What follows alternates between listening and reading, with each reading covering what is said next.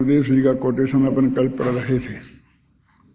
आधे से ज़्यादा पढ़ लिया था, जो बाकी रह गया था उसे आपसे पढ़कर आने के लिए कहा था। आशा है आपने ऐसा किया होगा।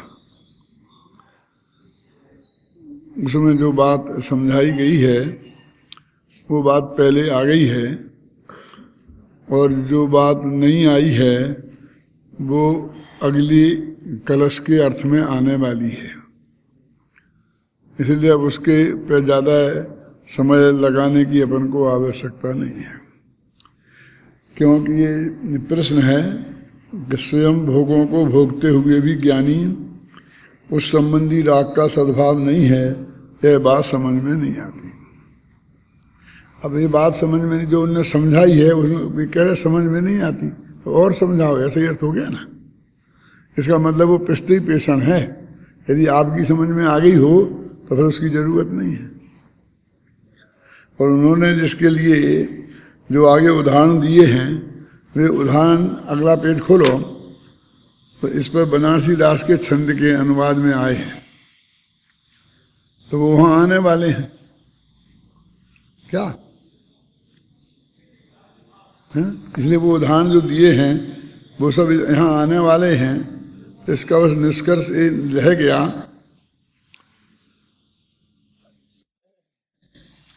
देखो, इसमें एक बात और समझने की है कि जब भी ये भय सामने लाया जाता है, आता है कि यदि हम ऐसे कहेंगे तो लोग भोग भोगने में स्वच्छंद हो जाएंगे, और उसकी वजह से ऐसा कुछ कह दिया जाता है कि भाई वो तो ऐसी बात थोड़ी है, वो तो भोगों में लोग न भोगें इसके लिए हमने ऐसा कह दिया था।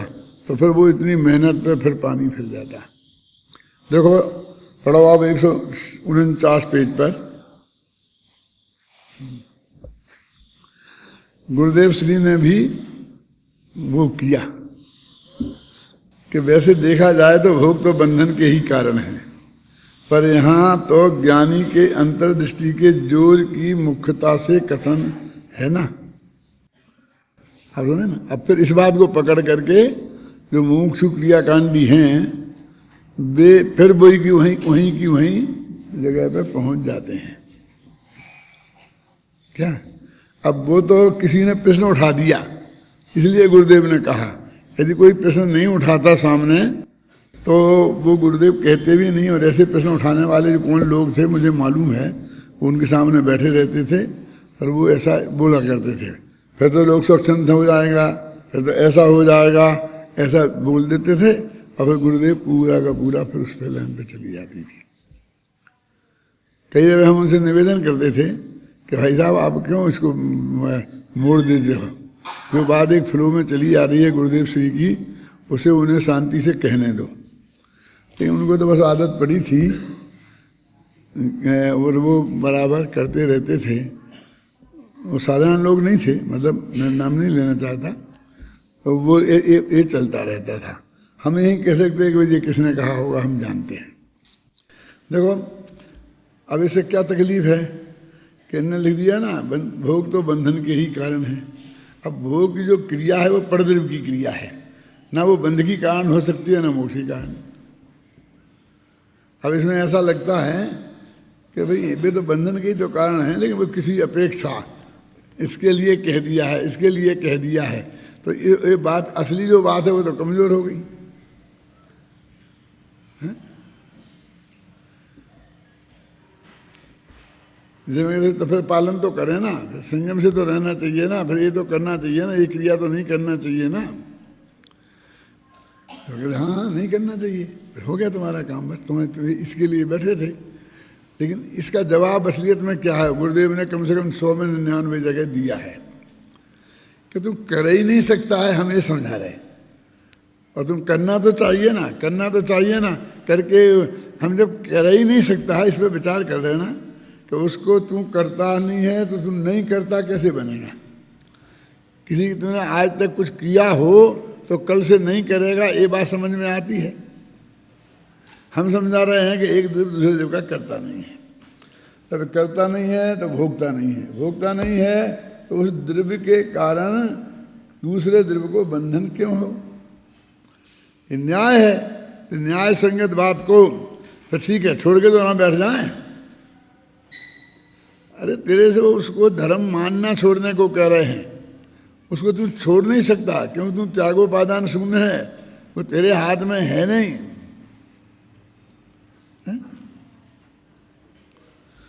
जैसे उस डॉक्टर से कहते हैं ना, डॉक्टर ये कहते देखो तुम घी मत खाना, ये मत खाना, ये मत खाना, फिर तुमको बहुत तकलीफ हो जाएगी, ये हो जाएगी, वो हो जाएगी। नहीं, वो थोड़ा तो ले सकते हैं ना। कुछ लोग ऐसा कहते हैं कि वो थोड़ा लेने चाहिए क्योंकि उसकी कमी हो जाने से भी गड़बड़ होती है।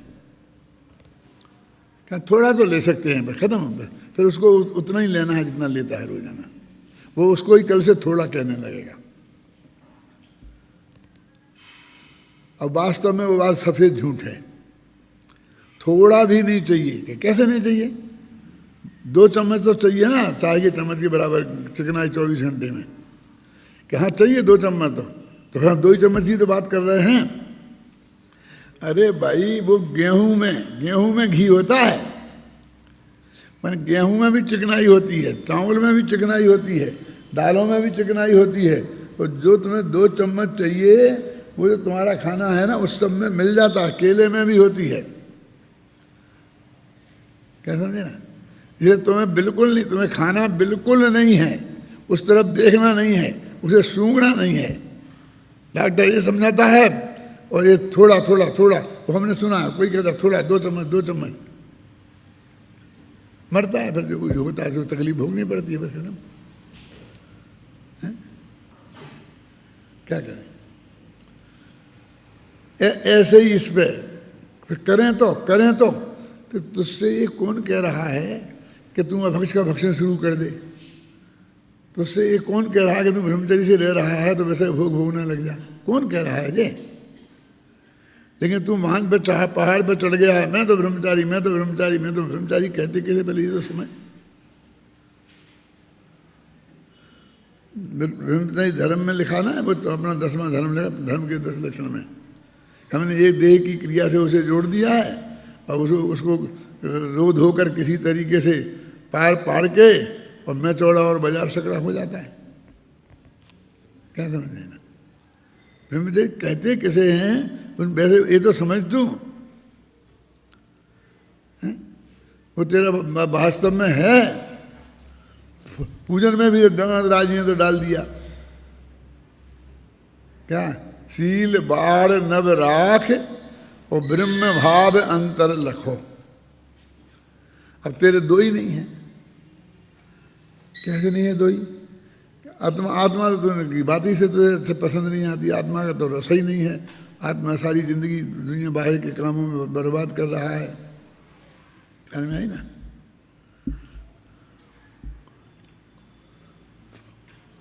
ये तो अन्ना जी ने किसी से कहा था कि देखो आप अकेले यही इसमें नहीं उलझा करे, थोड़ा एक आध आप क्लास भी लिया करें।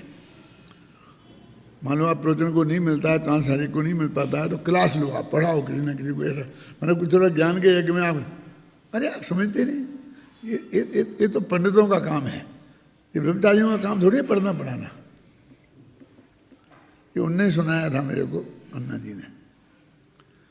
अब तूने अपने काम में ही शामिल नहीं किया, स्वाध्याय को अपने काम में शामिल नहीं किया। ये पढ़ने पढ़ाना पंडित का बड़ी मालूम है क्या? मतलब जो पैसे से लेकर के पढ़ाता है टीचर, और वो उसका अपमान हो जाएगा। वो ब्रह्मचारी पढ़ाएगा ना तो तुम नहीं लेना पैसा। कौन तेरे को कहता है पैसा लेके पढ़ा? क्यों? लेकिन उसने पढ़ाने को ही है समझ लिया है। ये कोई ज़्यादा दूर की बातें नहीं, आसपास की बातें हैं। दूर की बातों से मुझे कोई लेना देना भी नहीं है कि ये ज्ञान इस समय सार पढ़ने पढ़ाने को तो अपना काम में नहीं गिना। कैसे ब्रह्मचारी है? ब्रह्म माने आत्मा क्या होता है, ब्रह्मचारी का स्वरूप क्या है, इसको समझना समझाना तेरा काम नहीं है, अगर तूने समझने कोई काम नहीं माना तो होने की बात तो कहाँ से आएगी? बस खत्म। अब वो सच्चा स्वरूप सामने रखते हैं तो तेरे को ये लगता है कि हमारे ब्रह्मचर्य की महिमा घट रही है ये बुद्धिपूर्वक हमारे ब्रह्मचर्य की महिमा घटा रहे हैं। ये तुम्हारे ब्रह्मचर्य की महिमा हम क्यों घटाएं? तुम्हारे हैं क्या ब्रह्मचर्य जो तुम्हारी महिमा घटाएं हम? क्या तो ये जो कहते ये जो आ जाता है, ये कभी कभी बहुत तकलीफ देने वाला हो जाता है। ये देखा जाए तो भोग बंधन के कारण हैं, बंधन के ही कारण हैं। यहाँ तो ज्ञानी वो क्या है उसका अर्थ है कि वो उसका इसमें समय सार में है वो चीज़, वो बता देता हूँ मैं अभी आप लोगों को। क्योंकि वो भोग की क्रिया भोग के भाव के बिना संभव नहीं है, इसलिए उस भोग के भाव का निषेध करने के लिए क्रिया का माध्यम से निषेध किया जाता है। बस इतनी सी बात है। उसको तुम करता हो ऐसा नहीं है। देखो एक छंद आएगा, एक अभी आएगा, एक कलश आएगा, कब आता है आगे पीछे। भोगने से बंधना पर भोगने के भाव से तो बंध होता है, इसलिए ये आएगा, कलश में आने वाली है। अमृतन के सामने भी समस्या थी कि भोगने के भाव से बंध होता है, भोगने की क्रिया से नहीं होता। मैं आपसे फिर कह रहा हूं कि जिनको बंध हुआ है और जिनको नहीं हुआ है, जिनके भोग की क्रिया नहीं है और उनके बंध नहीं हुआ, और जिनकी भोग की क्रिया है उनको बंध हुआ। जरा समझना, हम नक्की कर लेते भाई उससे नहीं हुआ, उससे हुआ, इसका मतलब उसी से हुआ। तो वो कहते हैं कि जिनको वो बंध हुआ है वो भी भोग की क्रिया से, भोग माने 5 इंद्रियों के भोग, अकेले एक भोग से मत लगाना। दिक्कत है बार बार कितनी दफे कहेंगे ये बात आपसे, हैं? भोगना मतलब समझे, भोगना माने क्या? गर्मी है पंखा क्यों नहीं चलाया, ये भोगने का भाव। चलो बाहर धूप में बैठते हैं, इसका नाम भोगने का भाव। इसे तुम गिनते ही नहीं, इसमें तो कुछ ऐसा लगता ही नहीं कुछ धर्म हुआ। क्यों? भोग शब्द आते ही तो ना कहां कहां पहुंच जाता है।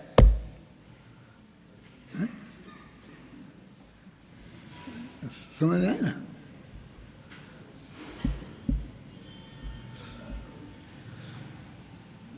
वो कहते हैं जिसको वो बंध हुआ है वो भी भोगने की क्रिया से नहीं हुआ, भाव से हुआ है। और जिसको नहीं हुआ उसको भी क्रिया नहीं की इसलिए नहीं हुआ, जो बात नहीं है। क्यों? कि क्रिया करने वाले के भी नहीं होता है।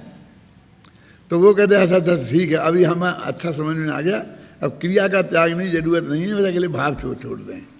इस लाइन पे उतरता है ना वो अज्ञानी, तो उससे कहते हैं कि भाव के बिना क्रिया संभव ही नहीं है ना। इसलिए हम तो भाव के त्याग की बात कहेंगे जो सच्ची बात है, उसके साथ ऑटोमेटिक में क्रिया आ गई, क्योंकि वो उसके साथ अपना भावी है। तो फिर नहीं करना चाहिए ना, फिर लौट के वहीं कमाया आ जाता है। जो हमने तर्क दी है, युक्ति दी है, जो समझाया है, वो उसको समझने नहीं कहता। दिक्कत तो इतनी होगी। अब ये समझ में नहीं आता कभी कभी तो सचमुच मुझे कि लोग इतनी स्थूल बुद्धि हैं, लगता नहीं कि इतने स्थूल बुद्धि हैं, जिनके 100 हजार हजार फ़ोन नंबर जिन्हें याद हैं, और ये दुनिया की इतनी बारीक बारीक बातें हैं जिनके ख्याल में आ जाती हैं। समझ में है ना? वो उनकी समझ में कैसे नहीं आता होगा।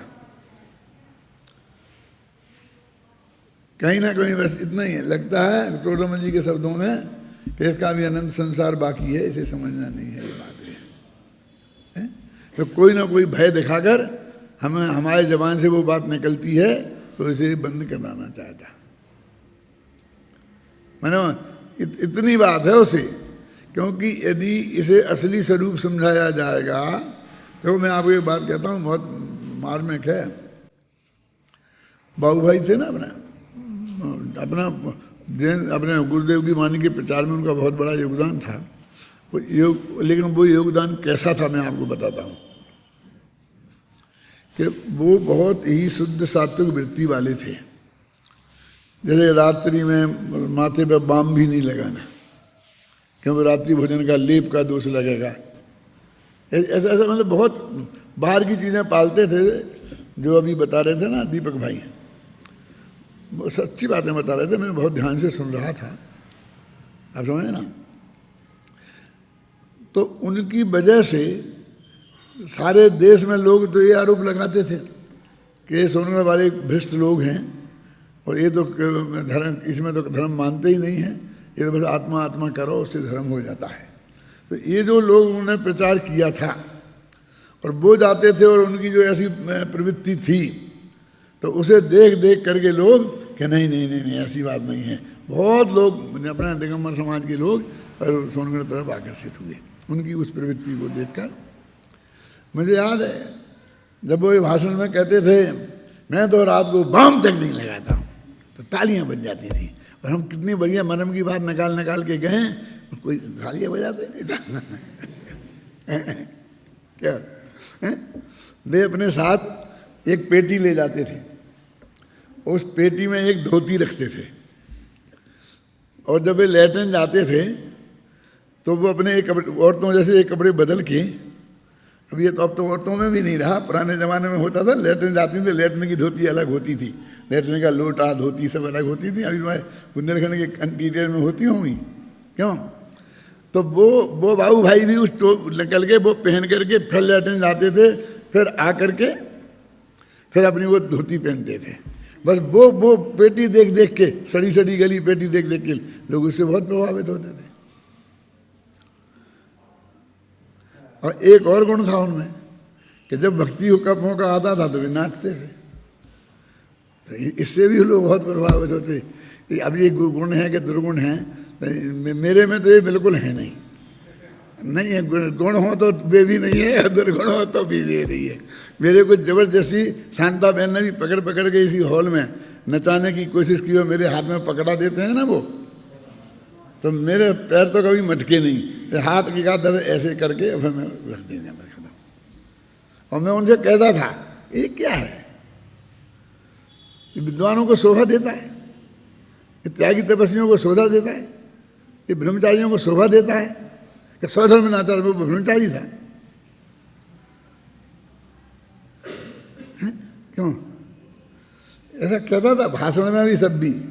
अब उसी वजह से सारा देश वो उनसे आकर्षित होता था। वही बातें उनकी जो बाहर की जो सब बातें समझ गए ना, अब अपन वही भक्ति ना, जो वास्तव में भक्ति है, ना वो क्रियाकांड जो ना वास्तव में धर्म है। तो मैंने कहा कि इसमें कहाँ गुरुदेव की बात जनता तक पहुँची। ये तो उसी जनता की बात आपने अपना ली, तो वो तो अपनी बात पर खुश हो रहा है, और उससे वो अपने अज्ञान को सुरक्षित कर लेता है।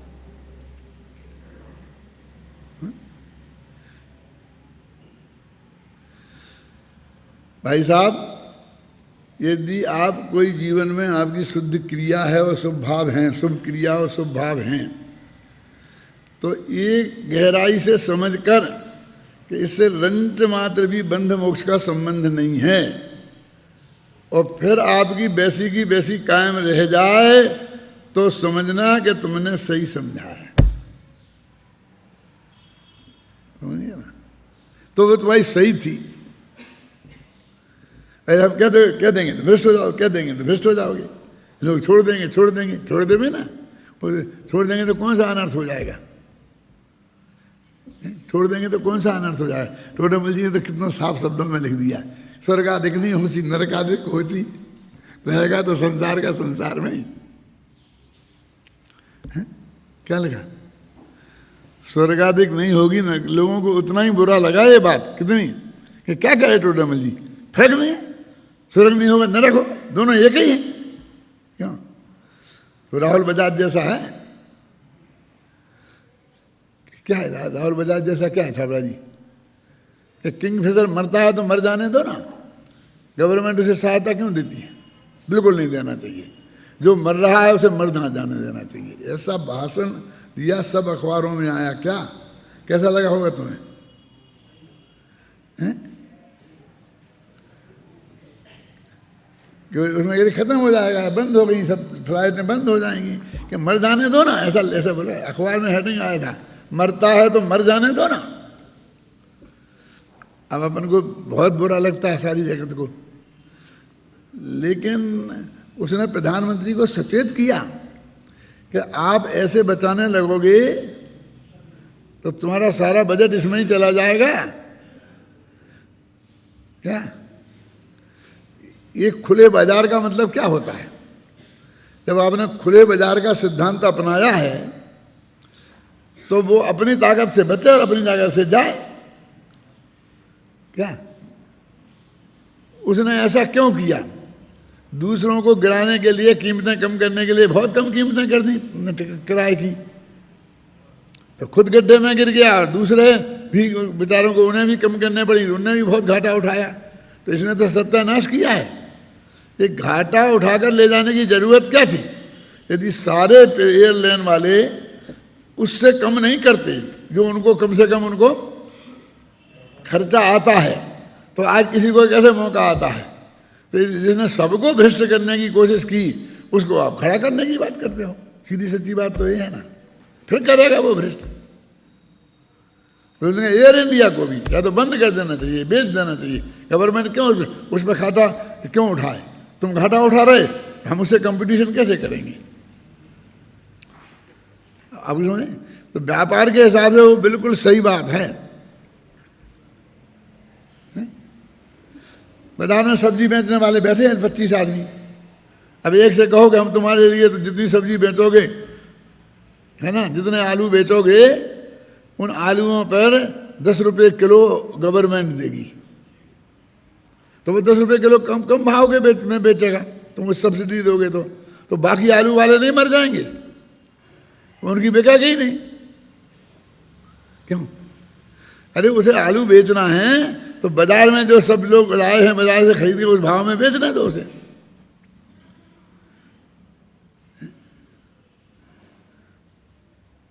बैंक से जो कर्जा मिलता है नियम के अनुसार व्यापार के लिए, वो लेने दो उसे, कौन मना करता? उसे दो। लेकिन ये ऐसे हम दे देंगे करोड़ों रुपया, वैसे ही शायद ये गलत है। तो ऐसी हम ये जैसे हम धर्म में छूट देने के हमारे बाप को अधिकार हो कि वो देह की क्रिया में यदि बंध मोक्ष नहीं है तो नहीं है। ऐसा कहेंगे तो लोग तो हमें भ्रष्ट हो जाएंगे। इसलिए हम हमारे हाथ में थोड़ा है कि हम शास्त्र के हिसाब से कहें कि उसके हिसाब से करें। हमारी जिम्मेवारी वफादारी किसके प्रति है? बोलो। शास्त्र के प्रति है कि उन्हें अज्ञानियों के प्रति कि जो ऐसा कहने से भ्रष्ट हो जाएंगे। कह देंगे हो जान दो, तो लोग कहीं अच्छा भ्रष्ट होने की बात करते हैं। अरे क्या कह, वो कभी कभी कोई टोटामल जी भी कह सकते हैं, कुंद कुंद भी कह सकते हैं, कितना कितना कहें, कभी तो किसी को थोड़ा गोश आ जाए। क्यों? जब क्या नाम वो है, वो गांधी को गुस्सा आ सकता है तो पंडित को भी आ सकता है। मेरा मतलब समझे मैं क्या कह रहा हूँ? मतलब हम लौट के जो सामने वाले कहलवाना चाहते हैं वो भूल के भी नहीं, हमारी तो जय जयकार हो जाएगी। इसलिए मैं कभी कभी कहता हूं कि बहुत लोगों तक गुरुदेव की बात पहुंच गई बाबू भाई के प्रयासों से। ये बात जितनी सत्य है उसमें से कुछ सत्य इतनी भी तो हो सकती है कि बहुत से मुमुक्षुओं में जबरदस्ती का क्रियाकांड घुस गया, वो अज्ञान घुस गया। क्यों?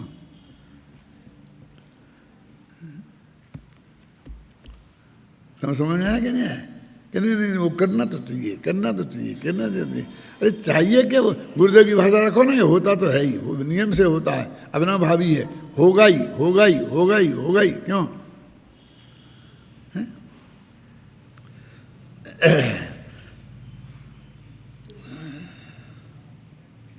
देखो नीचे, सबसे नीचे फिर गुरुदेव को भी लिखना पड़ा, 3 लाइनें पढ़ के आगे बढ़ता हूँ। भाई ऐसा कथन सुनकर यदि कोई स्वच्छंदी होता है तो वह निश्चय ही मिथ्या दृष्टि है। क्योंकि उसने जिनवाणी के इस नए विभाग से किए गए कथन का सत्य अर्थ ग्रहण नहीं किया। हमने जो नए विभाग से अर्थ किया था, हमने जो कह दी इतनी बात, वो तो व्यवहार नए से कह दी है, उसको उसी रूप में ग्रहण करना चाहिए, बस खत्म। इस प्रकार इस गाथा और उसकी टीका में यही कहा गया है कि भोग और वेदन समान होने पर भी, देखो, मिथ्या दृष्टि को बंद और सम्यक दृष्टि के नजरा होती है।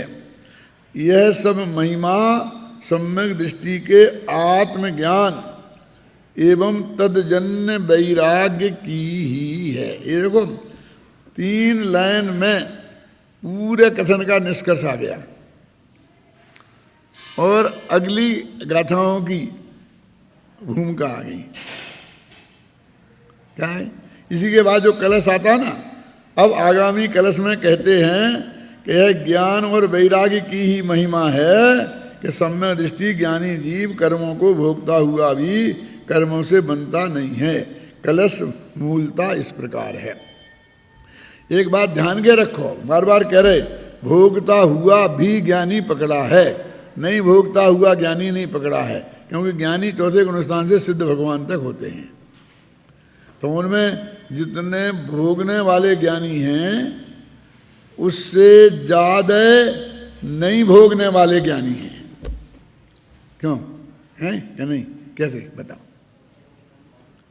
भाई? चौथे गुणस्थान वाले तो भोगने वाले हुए, अब 5 में 6 में 7 में फिर आगे बढ़ के पूरे 13वें तक और फिर मोक्ष में, ये सब नहीं भोगने वाले ज्ञानी हैं। सुनिए मैं, अब यहाँ वो नहीं भोगने वाले ज्ञानियों को नहीं समझा रहे, ये सिद्धों का स्वरूप उन्हें बंद नहीं होता, ये नहीं समझा रहे, ये किसी को प्रॉब्लम भी नहीं है। समस्या तो चक्रवर्ती भरत को ज्ञानी मानने में लोगों को है, सिद्ध भगवान को ज्ञानी मानने में थोड़ी किसी को लोगों को समस्या है। क्यों? तो उसको क्यों छोड़ देते हो आप? वो लाइन पकड़ के रहो कि क्या समझाने के लिए हम बैठे हैं। देखो, तद ज्ञान सैव सामर्थ्यम वैराग सैव च बाकिलः।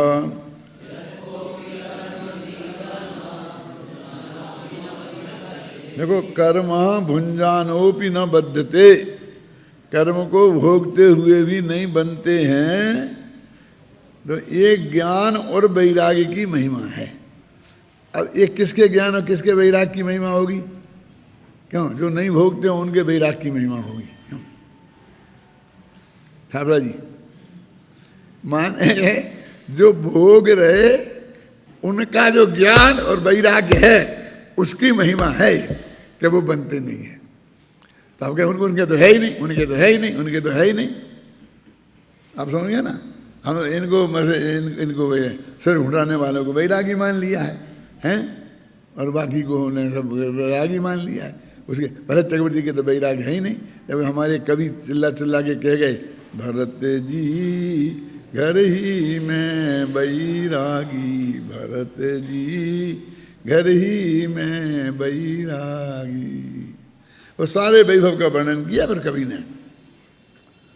कितने क्या, कितने करोड़, 18 करोड़ हैं घोड़े जिनके, 84 लाख हाथी, ऐसे भरत जी घर ही में 96,000 पत्नियां हैं जिनकी। और वहाँ लिखा है इतने करोड़ गांव हैं, इतने करोड़ नगर हैं, और यहाँ तक लिखा है इतने करोड़ अनाज उठता है, कितने टन, और नमक भी रोजाना कितना उठता है वो भी लिखा है। करोड़ों मन अनाज और लाखों मन नमक। पूरा भजन पढ़ो, समझ गए ना? ऐसे भरत जी, ऐसे भरत जी को, ऐसे को वैराग्य समझाना है ना।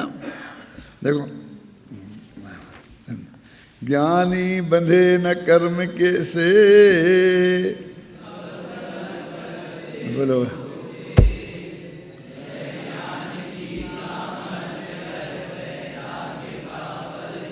मैंने समझा कि दोहा होगा इसलिए वैसा बोला था।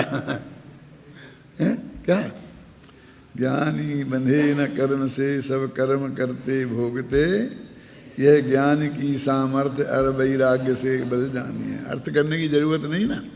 अब बनारसी दास जी ने देखो, इतना 2 लाइन का छंद था संस्कृत में भी, और 2 लाइन अपन ने हिंदी में निपटा दी, और एक शब्द भी ऐसा नहीं बचा जो अपने छंद में नहीं आया हो। और बनारसी दास ने इतने छंद लिख दिए उसमें। वो तो अपने में मस्त थे, उन्हें इससे मतलब नहीं था कि वहाँ 2 लाइनें हम 36 लाइनें क्यों लिख रहे हैं। आगे ही समझ में तो लिखते गए, और जहाँ नहीं आई तो 10-10 छंद भी छोड़ दिए। उनके बारे में कुछ नहीं लिखा। क्या अमृतचंद्र ने भी ऐसा किया? पहले मंगलाचरण के छंद लिखे, और जो इतनी महत्वपूर्ण गाथाएं थी 6वीं, 7वीं, 11वीं, उनके बीच में एक भी छंद नहीं। क्या 12वीं गाथा के बाद में फिर छंद लिखा? बोलो, पहली से लेके 12वीं 11वीं गाथा तक एक कलश नहीं लिखा। अब फिर अच्छाई बुराई मत खोजना, फैक्ट खोजना। और फिर पद्म ब्रह्मधारी देव को देखो तो हर छंद के बाद एक छंद तो लिखेंगे ही लिखेंगे, चाहे जो कुछ हो जाए, चाहे उसमें जरूरत हो चाहे नहीं हो। देखो कि तुम्हें क्या तकलीफ है? उन्हें लिखे तो लिखे, तुम्हें क्या तकलीफ है? हमें तकलीफ है ना, इसलिए तो हम कह रहे हैं कि गाथा बिल्कुल एक सी चल रही है 6। अब उसमें हम चाहते थे कि इकट्ठा 6 को लिख करके इकट्ठा अर्थ कर देते, इकट्ठा समझा देते, इकट्ठा भावार्थ लिख देते। अब नहीं कर सकते, जबकि हमने प्रवचन सार में, समय सार में ऐसा किया। अब आदि खाती टीका को भी हमने जोड़ दिया, ऐसा किया ना, आपने देखा हो ध्यान से। तो इसे नहीं जोड़ सकते। अब 2 गाथाएं ऐसी हैं कि जिसमें सिर्फ एक शब्द बदला है। पहले में लिखा राग द्वेष परिहारे, और बाकी गाथा बिल्कुल एक सी। और दूसरी गाथा में लिखा विकल्पा भावे, सर्व विकल्पा भावे। खत्म। राग आदि के परिहार में जो ऐसी दशा होती है तो वो है, वो क्या है? योग भक्ति है। और फिर लिखा विकल्प के अभाव में ऐसी दशा होती है तो योग भक्ति है। अब बिल्कुल 3 पद बिल्कुल एक से, सिर्फ 2 ही। हमारा काम इतने से चल जाता कि हम कहते राग आदि के परिहार करने वाले और सर्व विकल्पों का अभाव जिनके हो गया है, ऐसे जीव जो आत्मा का ध्यान करते हैं वे योग भक्ति वाले हैं। हो जाता ना काम है 2 लाइन में हमारा।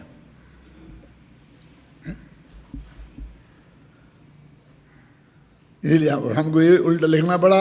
इन 2 गाथाओं में कोई अंतर नहीं है, सिर्फ एक शब्द छोड़ दें तो दोनों का एक सा ही भाव है। क्या? और इसका ये अर्थ है, इसका ये अर्थ है, बहुत ऐसा लिखना पड़ा। तो ये तो हर एक के नेचर की प्रकृति है। मैंने एक लिखा है इसमें समय सारणशीलन में एक जगह कि अमृतचंद्र की बुद्धि पर जब हृदय हाथ काबिज हो जाता था, बुद्धि हार जाती थी और हृदय जीत जाता था, तब वे कलश लिखने लगते थे। और जब बुद्धि हावी हो जाती थी और हृदय हार जाता था, ख्याल में है ना, तो वे गद्य लिखने लगते थे। क्या समझा? अब वो इतना गंभीर प्रकरण था, पहली गाथा से 11वीं गाथा तक पूरा समय सार उन्हें बताना था, तो उन्हें एक भी छंद लिखने का भाव नहीं आया। और जब वो विषय 12वीं गाथा में हल्का विषय है ना, कैसा कि व्यवहार की भी उपयोगिता है, कहीं कहीं दिनवाणी में भी व्यवहार कहा है, ऐसा ऐसा है ना, वो प्रयोजनभूत है, ऐसा ऐसा है, तब उन्होंने व्यवहार नया यद्यपि प्राग पदभ्याम वो कलश लिखने का भाव आ गया उन्हें। फिर आगे एक एक गाथा में 3-3 4-4 5-5 कलश, और एक गाथा में तो 20-22 कलश हैं। कौन सी गाथा है बोलो?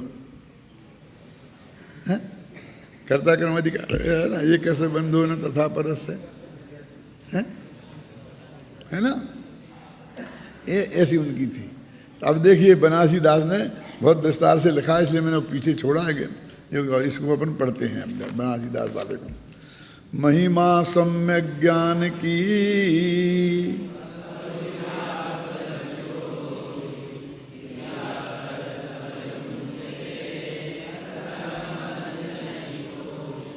ये तो सम्यक ज्ञान की और वैराग्य के बल की महिमा है कि क्रिया करते हुए भी कर्म का फल नहीं भोगना पड़ता उसे, हैं?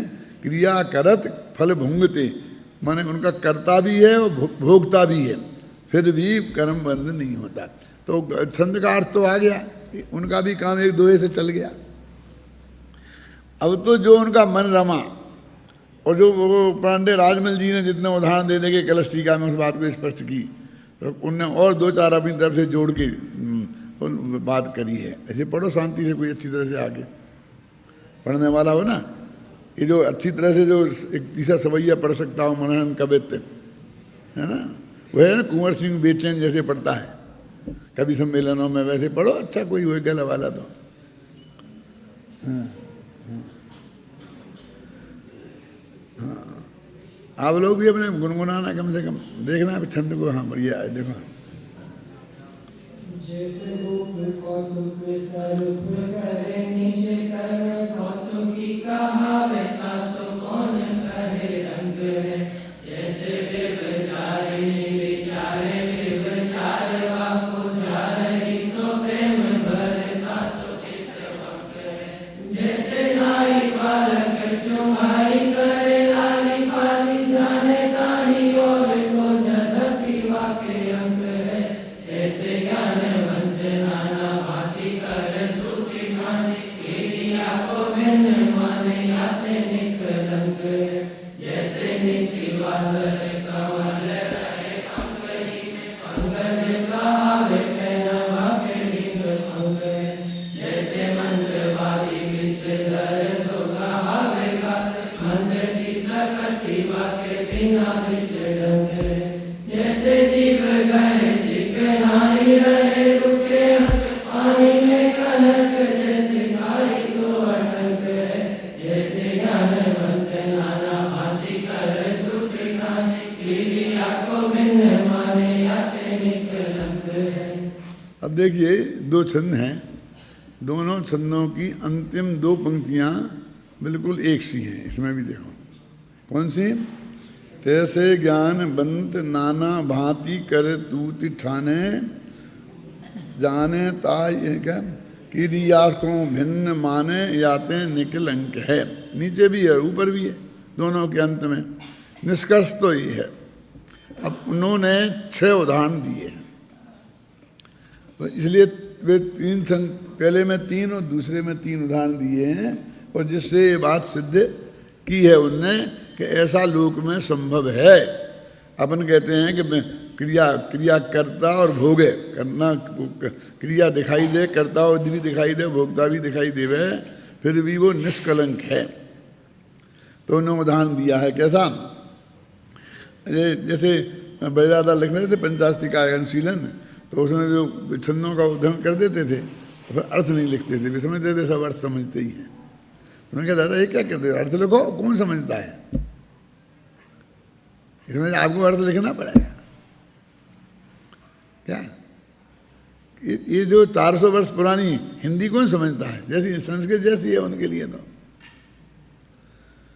जैसे भूप कौतक करे स्वरूप करे, कौतक स्वरूप करे नीच कर्म।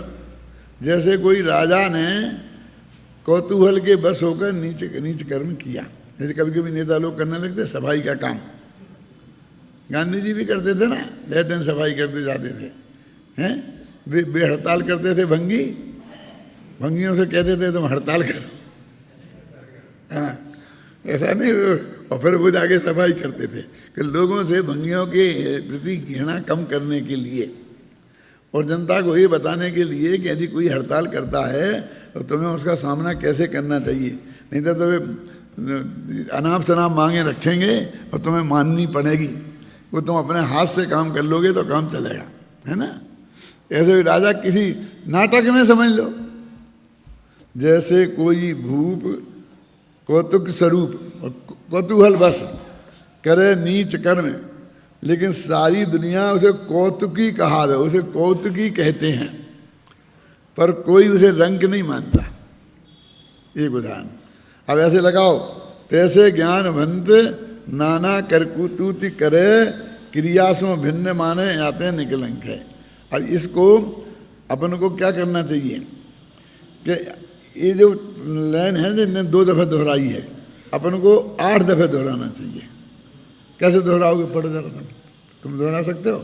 जरा सुनना आप लोग ध्यान से, देखो बनाना चाहिए, देखो कैसे। हाँ हाँ, अब सब लोग ध्यान से सुनना, देखना क्या क्या क्या करता है ये। यदि ये पढ़ देगा तो मैं आज से सर्टिफिकेट दे दूंगा। हाँ, बोल बोल चल। हाँ पढ़ पढ़। जैसे भूप कौतुक स्वरूप करे, नीचे कर्म कौतुकी कहावे, तासो कौन कहे रंग है। ऐसे ज्ञानवंत नाना भांति करे, दुखी ठान की आंखों भिन्न माने, आते निकलंक है। फिर पढ़ो, आगे पढ़ो। जैसे विचारिणी विचारे विचारे, वाको चारे सो प्रेम भरे, तासो चित्रवंत है। ऐसे ज्ञानवंत नाना भांति करे, दुखी ठाने की आंखों भिन्न माने, आते निकलंक है। जैसे गाय बालक जुगाई करे, लाली पानी जाने ताही और को जदपि भागे अंग है। ऐसे ज्ञानवंत नाना भांति करे, दुखी ठाने की आंखों भिन्न माने, आते निकलंक है। जैसे निशिवासर कमल रहे पंकज, पंकज कहावे पेनवा के टिक पंकज। ऐसे ज्ञानवंत नाना भांति करे, दुखी ठाने की आंखों भिन्न माने, आते निकलंक है। जैसे मंत्रवादी विषधर सो कहावे, नाथ मंत्र की सकति वाके बिना विषडंक है। जैसे ज्ञानवंत नाना भांति करे, दुखी ठाने की आंखों भिन्न माने, आते निकलंक है। जैसे जीव गहे चिकनाई रहे, रुके अंग पानी में कनक, जैसे खाई सो अटक है। ऐसे ज्ञानवंत नाना भांति करे, दुखी ठाने की आंखों भिन्न माने, आते निकलंक है। हो गया? समझ में आ गया आपके में सब? अभी अर्थ तो अपन बताएंगे, चिंता मत करना। अब इनने 2 जगह लिखा, जब 8 जगह लिखना चाहिए था, तो उनने 8 जगह की जगह 2 जगह कर दिया। एक जगह क्यों नहीं किया? एक जगह कर देते, क्योंकि 7 को एक साथ बोलो और फिर 8वां बोलो। 7 माने 6 को एक साथ बोलो और फिर 8वां बोलो, समझ गए ना? जब उन्होंने 3 के बाद 1 रख दिया, तो हम 6 के बाद भी तो रख सकते हैं ना, तो क्या दिक्कत हो जाती? वे तो ऐसा ही करते, लेकिन उनकी मजबूरी थी, क्योंकि छंद वो 8-8 लेन के होते कि 4-4 लेन के होते हैं, इसलिए 2 दफे उन्हें रखने पड़े। हम चाहें तो अर्थ करते समय हटा सकते हैं क्या? जब हम निष्कर्ष निकाल के लिखें तब उसे हटा सकते हैं। उन्हें तो 2 की मजबूरी थी, गद्य वाले को तो मजबूरी नहीं है ना। यानी ये जगत के सामने बहुत बड़ा प्रश्न। ये बनारसी दास के वो छंद हैं जिन्हें बनारसी दास जी इतने लोकप्रिय छंद थे कि आगरा की गलियों में लोग वैसे गाया करते थे जैसे कि आज सिनेमा के गीत बच्चे गुनगुनाया करते हैं गलियों में, ऐसे गाया करते थे। ये छंद कमजोर हैं, ऐसे छंद बनाकर तुम भगवान की भक्ति नहीं कर सकते क्या?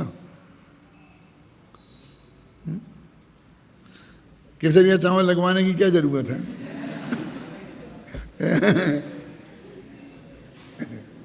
देखो, जैसे भूप को जो हो गया ना, जैसे भी विचारनी विचारे भी विचार बाको, जार ही सो प्रेम भरे ताके चित्त। अभी बनारसी दास लिख सकता है।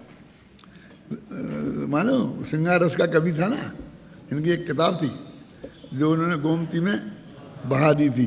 वो उस जमाने में पैदा हुए थे बनारसी दास जी, जब तक इस एक रीति काव्य नहीं लिखा जाता था, तब तक किसी को कोई कवि नहीं मानता था, आचार्य नहीं मानता था। जो है ना, आचार्य केशव, आचार्य चिंतामणि, ये कौन सी शताब्दी के हैं ना, बनारसी दास के जमाने के रीतिकालीन कवि हैं। रीतिकाल समझते क्या समझ दो, एकदम विद्यार्थी जो पढ़े होंगे थोड़े बहुत जानते हो कि नहीं। रीति काव्य से बोलते हैं कि ये छंदों का स्वरूप क्या है, अलंकारों का स्वरूप क्या है, इसकी किताब लिखे।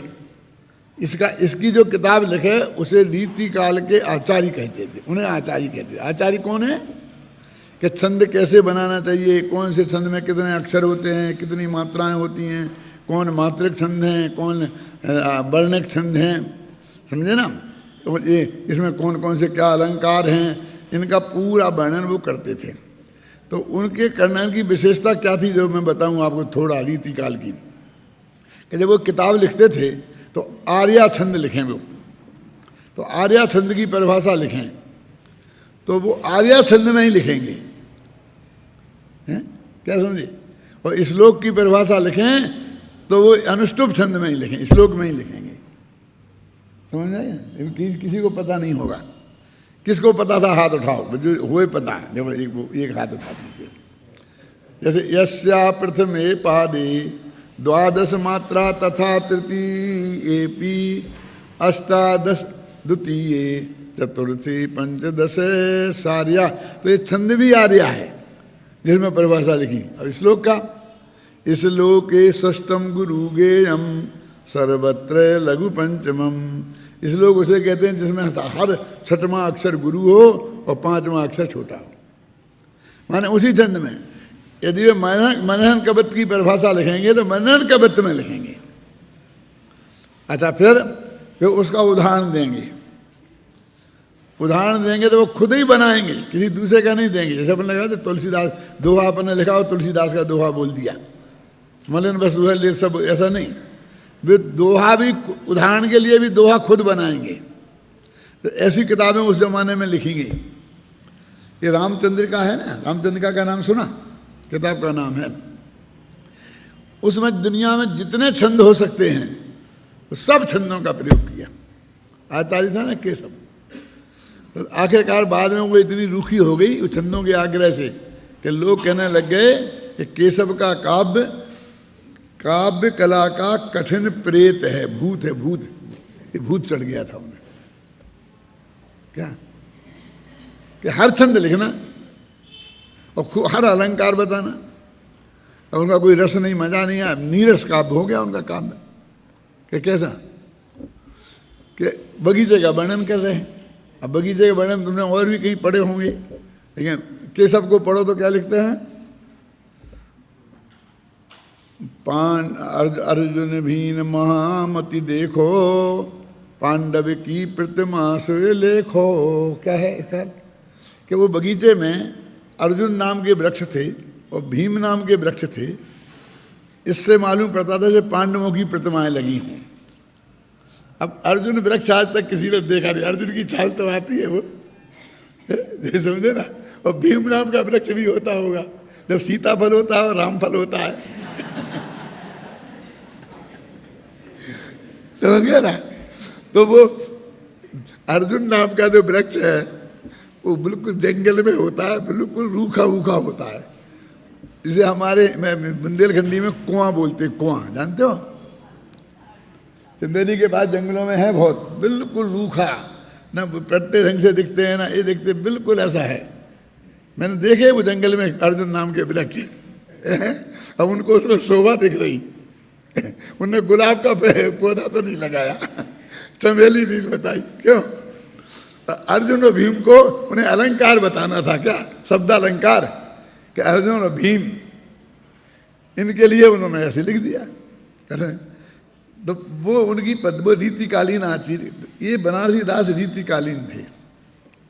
वो उन कवियों की ये विशेषता है जो वो इस तरह के मतलब प्रयोग करते थे। अब इस छंदों में दो छंद पढ़े, कौन सा अलंकार है?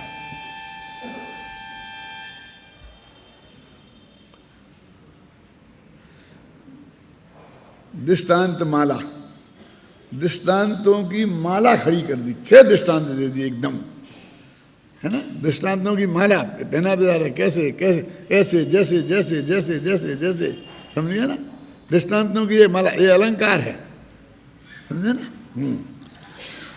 जैसे अब इसका अर्थ कर रहा था मैं कि जो कोई व्यभिचारिणी औरत है वो किसी दूसरे से प्रेम करती है और पति से प्रेम नहीं करती है, और है पति के साथ, पति की गोद में बैठी है। अब ऐसी कल्पना वही कर सकते हो, अध्यात्म के ग्रंथ में लिख सकते हैं, लेकिन उसका चित्त जो है अपने प्रेमी की तरफ लग रहा है।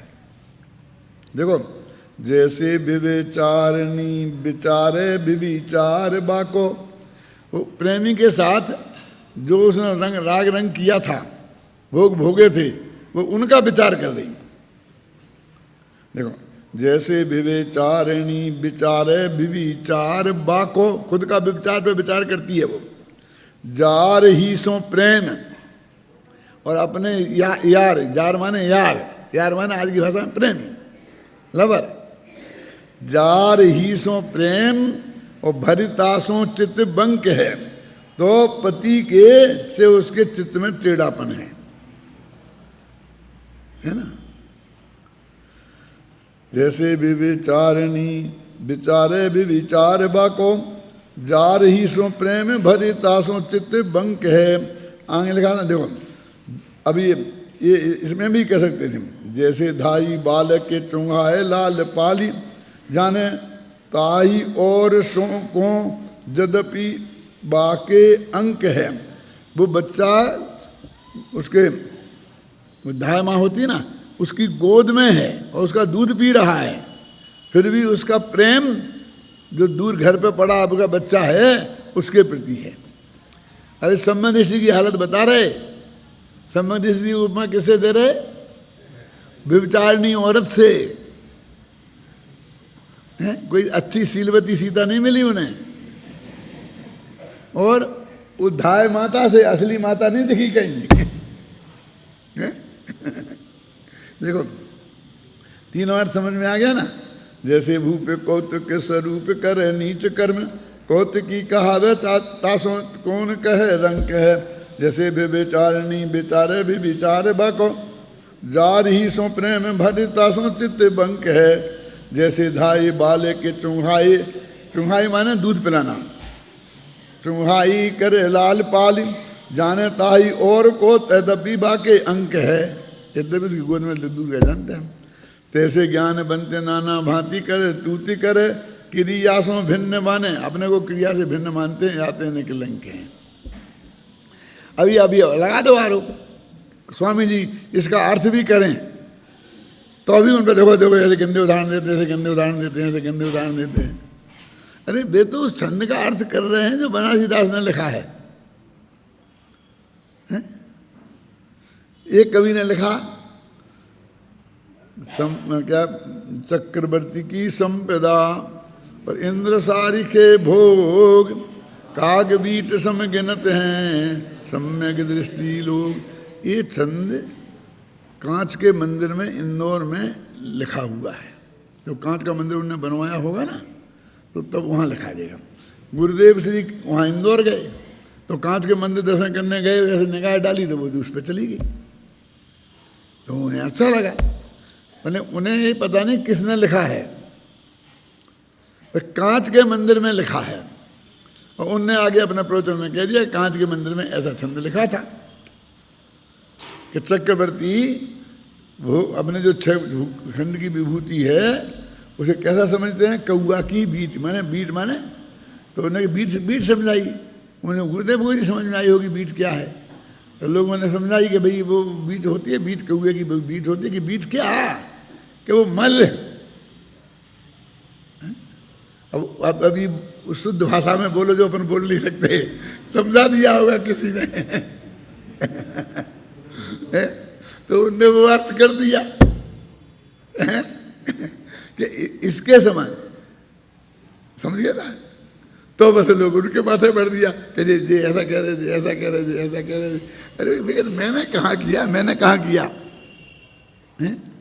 मैं और उसका और आगे अर्थ करता हूँ। कौआ की विष्ठा क्यों लिखा, आदमी की लिख देते, आदमी की इतनी भी इज्जत नहीं रह गया है? क्यों कि नहीं लिखा, कौए की लिखा। क्यों लिखा? क्योंकि आदमी की विष्ठा किसी काम आ जाती है। क्या क्या काम आती है हमें तो आज तक पता ही नहीं है। अरे कुकर सुकर से पूछो, आ जाती ना उसके काम। एक तो कौआ सबसे खोटा पक्षी बदनाम है ना आदमियों में कौआ और पक्षियों में कौआ है, और वो पशुओं में सियार, ये बदनाम है कि नहीं है? नाता नराणाम नारतो धूर्ता, पक्षियों में जे तो एक तो कौआ, फिर वो काला, फिर उसकी इतनी खराब बोली, और वो कौआ भी कहना उन्हें बर्दाश्त नहीं है, इतना भी काम में नहीं है, तो उसकी भी बीट जो दुनिया में किसी काम नहीं आती, ऐसे पदार्थ से वो उपमा देना चाहते थे, इसलिए उन्होंने काकबीट लिख दिया। क्यों? कि बिल्कुल निरर्थक है। बोलो अब ये भाव को बताएं कि नहीं बताएं? ये जिसे वैभव तुम रुपया पैसा मान रहे हो, और मैं चौड़ा और बाजार सकड़ा हो जाए, पहले बहुत प्रेम से बात करते थे, तत्व की बात सुनते थे, दूर से नमस्ते करते थे, पैर पड़ते थे, अब ये पैसा हाथ में आते ही तो एकदम है ना, उन्हें क्या हो जाता है? ये सब समझ, स्वरूप इसका क्या है? ये आंखों के रखे हाथ पे रखे आंगुली समान है कि नहीं है? ये पुण्य के उदय से आया कि पाप के उदय से? कि जिनवाणी का समागम छूट जाए जिसके वजह से। क्यों?